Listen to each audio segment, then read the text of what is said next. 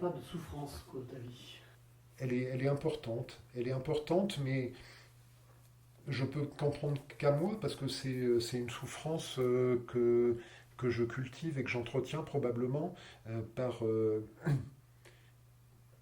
mes faiblesses, par ma vulnérabilité, par une espèce d'attraction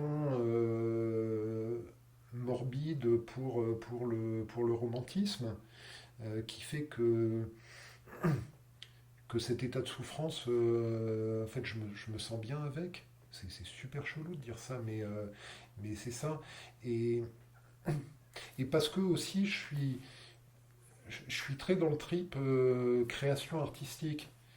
Ça n'augure pas de la qualité, hein, mais juste l'acte de création lui-même. C'est un truc hyper important pour moi. Il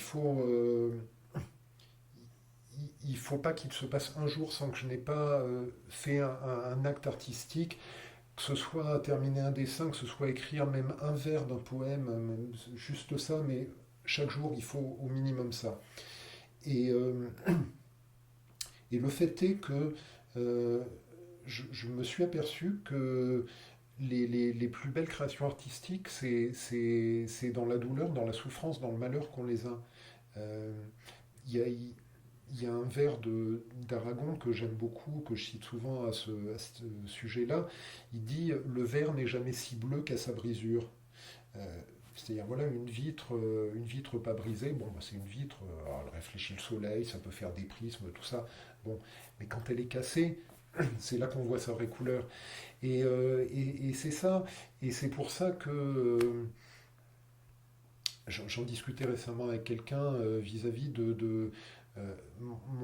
mon engouement pour Michel Houellebecq en tant que romancier, hein, au début, et la détestation que j'éprouve maintenant pour ces romans, grosso modo depuis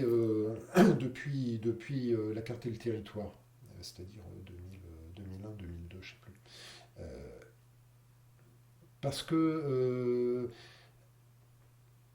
dans ses derniers romans, en fait, il a trouvé l'amour de sa vie. Enfin, il a été marié 3 fois, mais là, la dernière en date, il semblerait que ce soit la bonne. Du coup, il est heureux.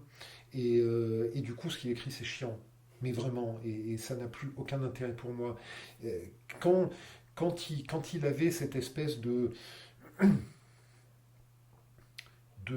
d'élégance du désespoir de ses premiers romans, où il trouvait que voilà, le monde était arrivé à un tel état d'absurdité que euh, qu'on en devenait les acteurs et les spectateurs passifs, et c'est ça qu'il décrit dans ses romans du début. Et, euh, et cette contemplation de l'insignifiance et de la tristesse du monde, c'est ça qui rendait beau ce qu'il écrivait.